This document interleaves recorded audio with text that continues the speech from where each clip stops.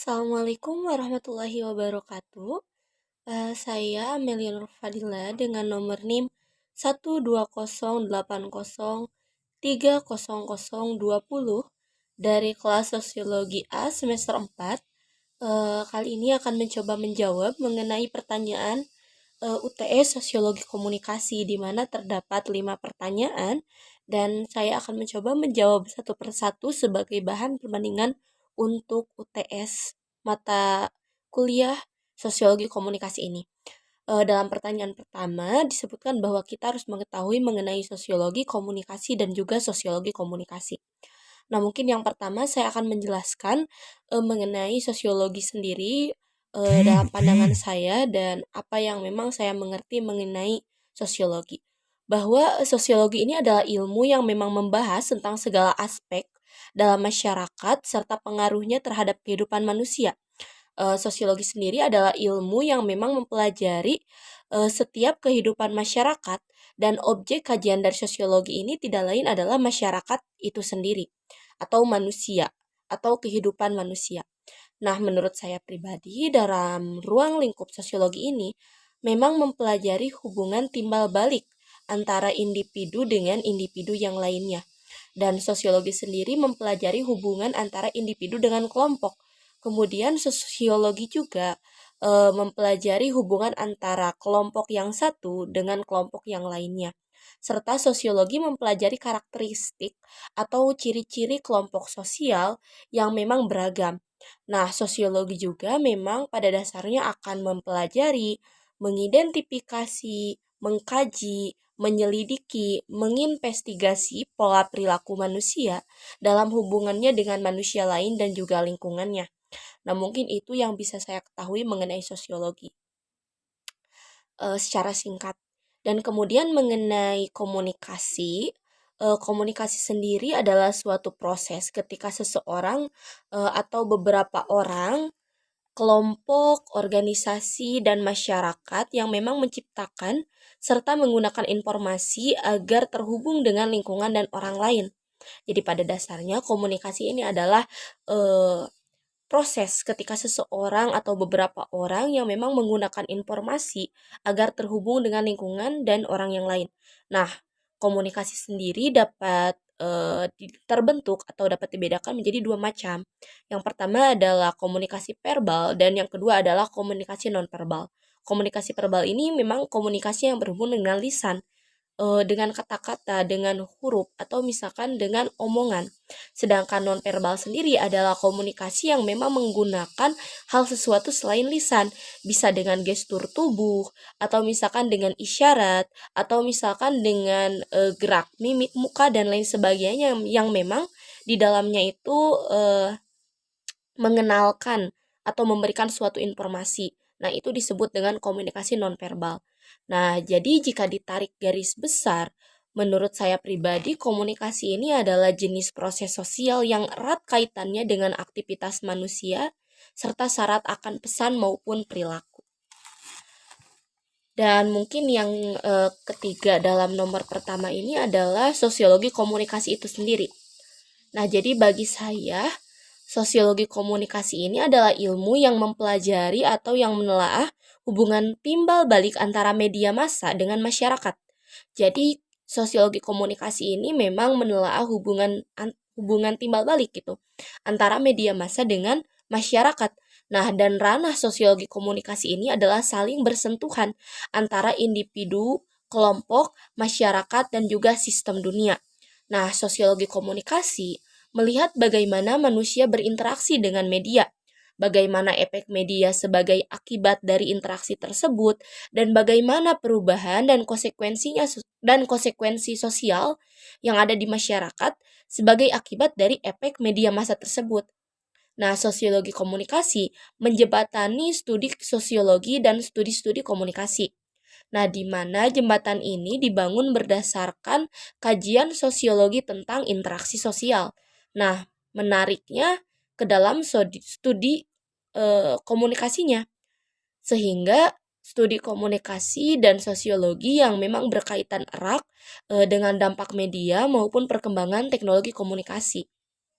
Nah, dan bagi saya sendiri, ranah sosiologi komunikasi ini berada pada efek media massa, teknologis, telematika, kemudian komunikasi, kemudian budaya kosmopolitan, individu kelompok, masyarakat dunia, dan proses interaksi sosial adalah merupakan bagian dari ranah sosiologi komunikasi.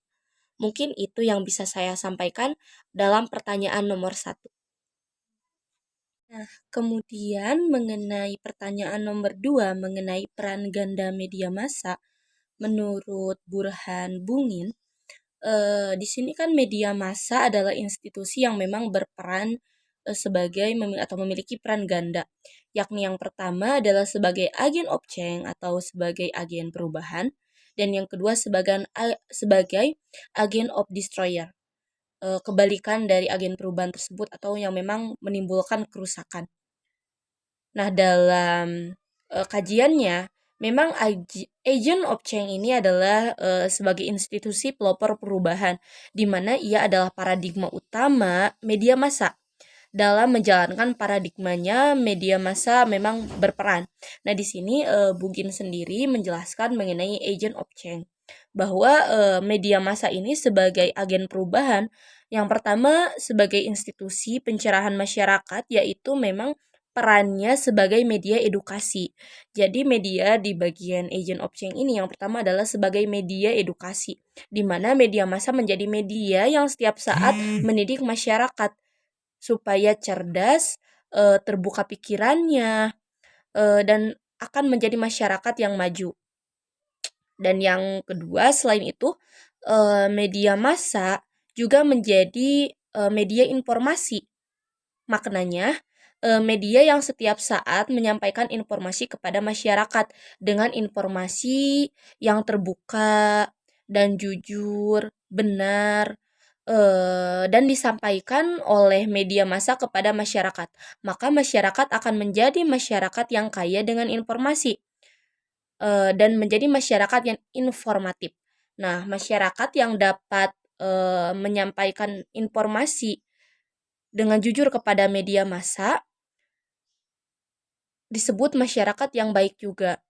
Nah, selain itu, informasi yang memang banyak dimiliki oleh masyarakat menjadikan masyarakat ini sebagai masyarakat dunia yang dapat berpartisipasi dengan berbagai kemampuannya. Jadi dalam media informasi ini, peran media massa ini sebagai agent of change, jadi masyarakat memiliki informasi mengenai suatu berita dan kemudian diberitakan kepada media massa, dan media massa memberitakan kembali kepada masyarakat luas mengenai berita tersebut, sehingga menjadikan masyarakat media massa itu menjadi sesuatu yang informatif dari keduanya.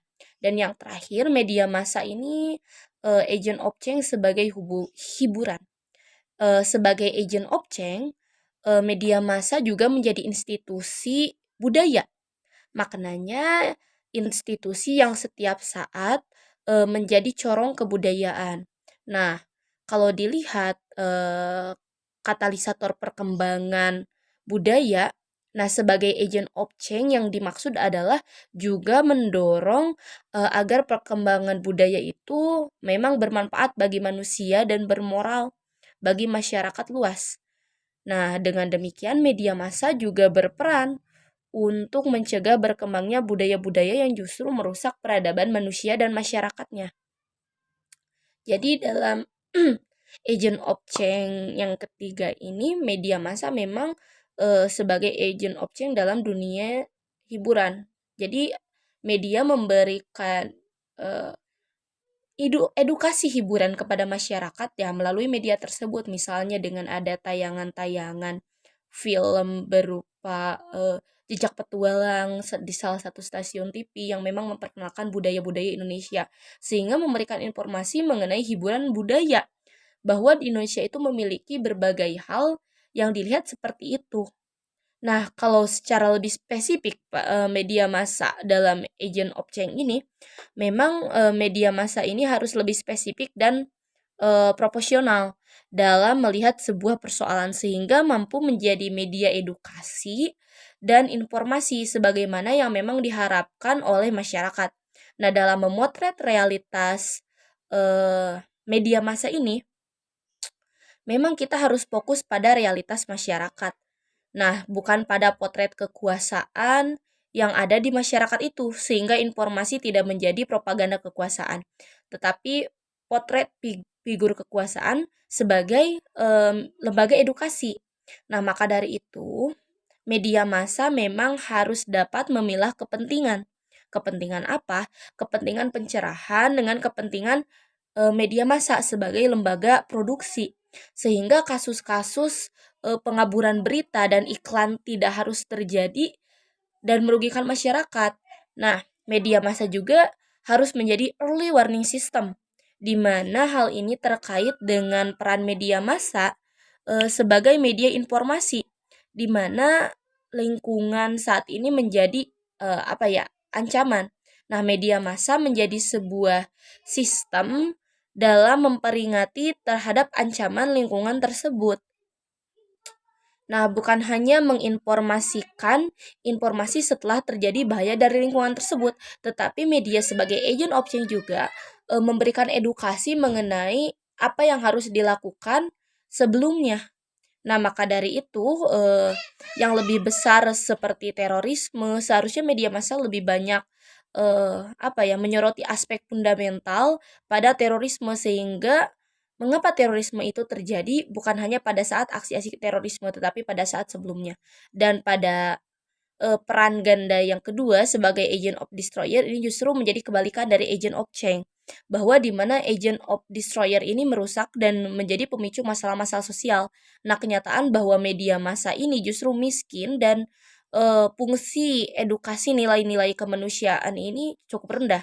Media massa justru lebih banyak menjadi corong provokasi nilai-nilai kehewanan seperti materialisme, hedonisme, seks, konsumerisme, mistisme, dan sebagainya, yang memang semua itu menurut banyak kalangan menjadi sumber pemicu berbagai persoalan sosial di masyarakat saat ini. Media massa yang seharusnya menjadi media perubahan tetapi menjadi media yang merusak, di mana menayangkan hal-hal yang memang tidak berhubungan dengan edukasi, informasi, atau budaya, tetapi menayangkan tahayul, bisnis, yang memang hal tersebut justru menjadi nilai negatif bagi masyarakat yang menontonnya. Mungkin itu untuk pertanyaan nomor 2.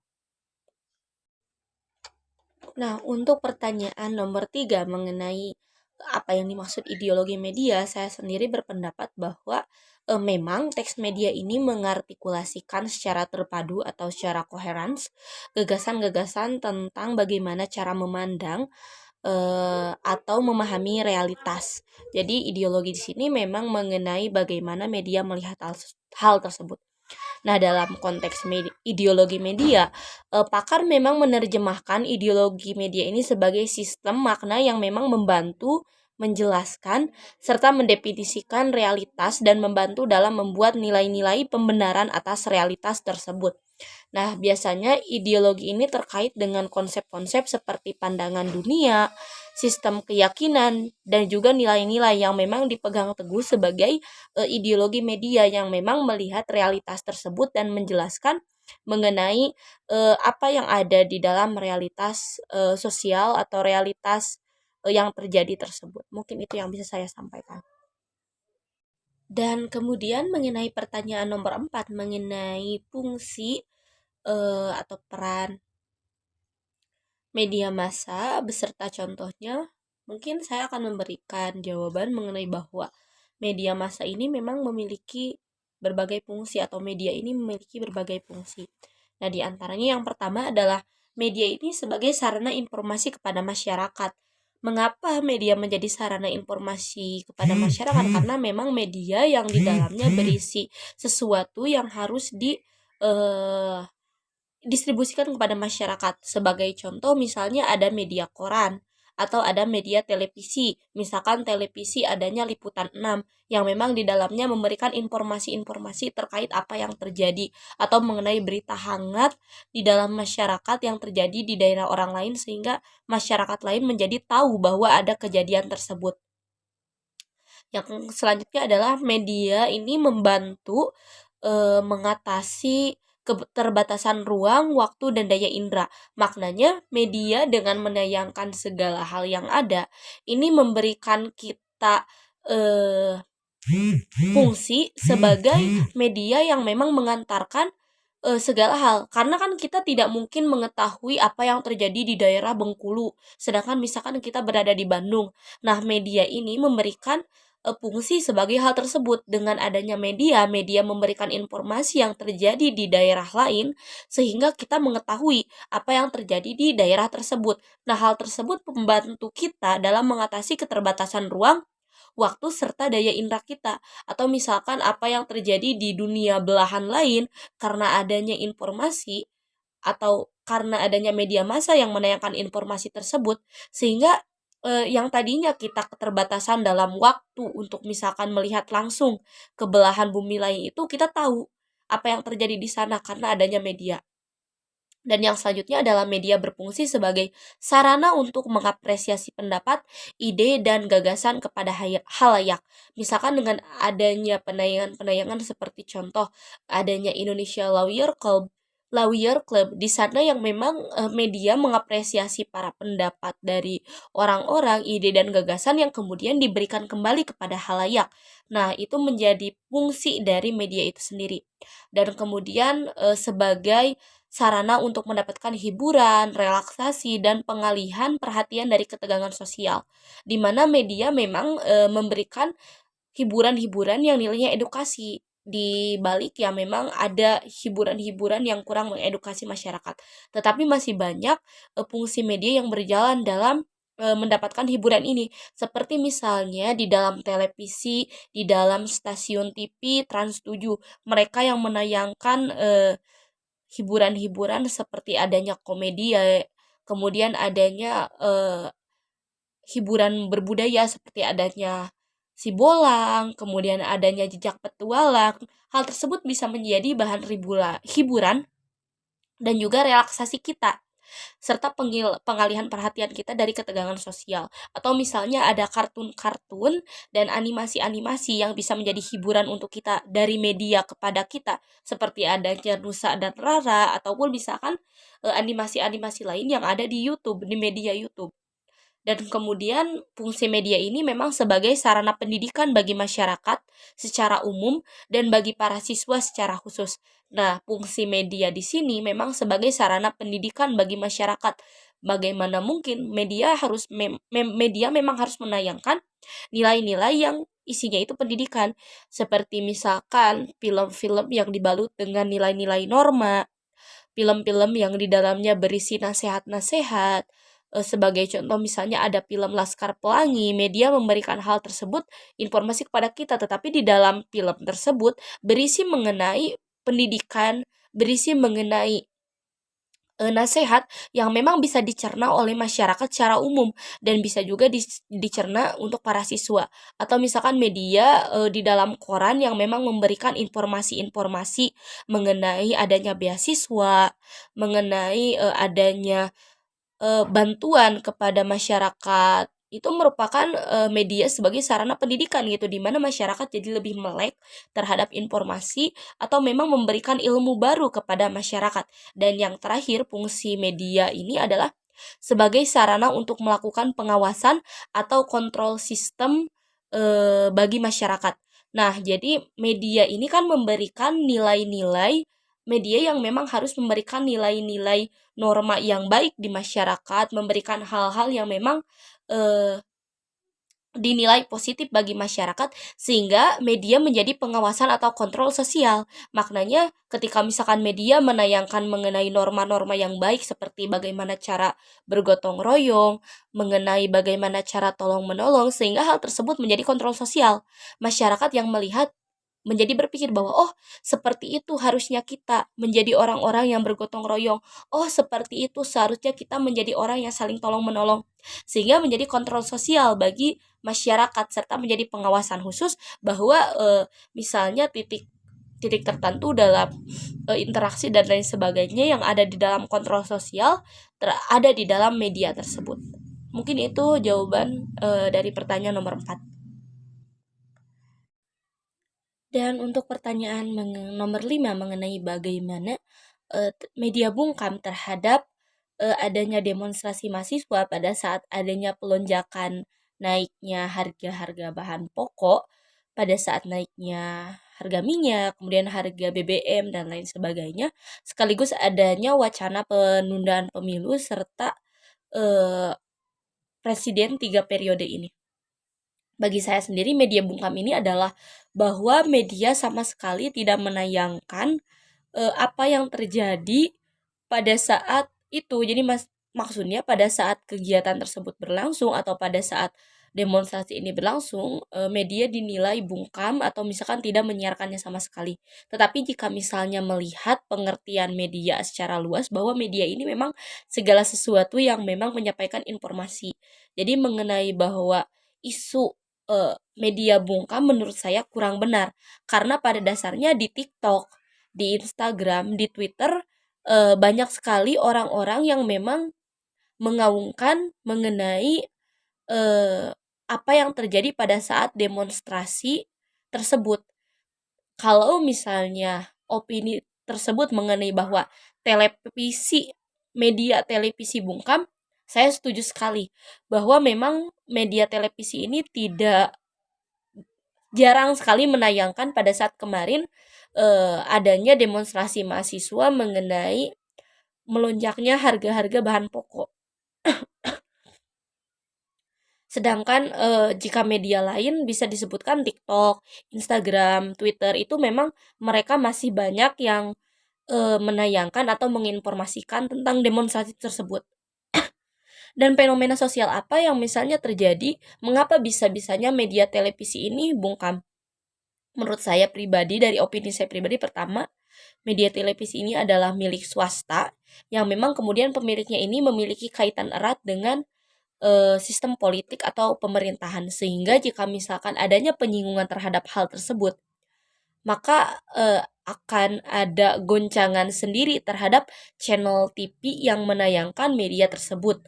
Yang kedua adalah orang-orang yang memang bergelut di dalam dunia pertelevisian lebih cenderung sekarang menayangkan hal-hal yang memang jauh dari kata informasi bagi masyarakat, seperti itu. Tetapi ada salah satu opini yang dilansir di media blog yang mereka mengaungkan bahwa media televisi pun menayangkan mengenai demonstrasi demonstrasi tersebut. Salah satunya adalah SCTV di dalam Liputan 6 atau iNews di channel TV yang lain. Mereka memberikan opini bahwa mereka juga menayangkan serta meliputi atau meliput mahasiswa-mahasiswa yang demonstrasi pada saat kelonjakan BBM serta kelonjakan harga minyak tersebut. Jadi mengenai fenomena media bungkam menurut saya tidak sepenuhnya benar karena ada beberapa media seperti Instagram, Twitter, TikTok yang memang masih menayangkan video video atau meliput demonstrasi tersebut, dan mungkin di pertelevisian yang memang agak cenderung sedikit meliput dan tidak memberikan informasi secara pure dan secara luas kepada masyarakat. Dan fenomena sosial tersebut terjadi karena pertama, mungkin dunia pertelevisian memang dimiliki oleh swasta.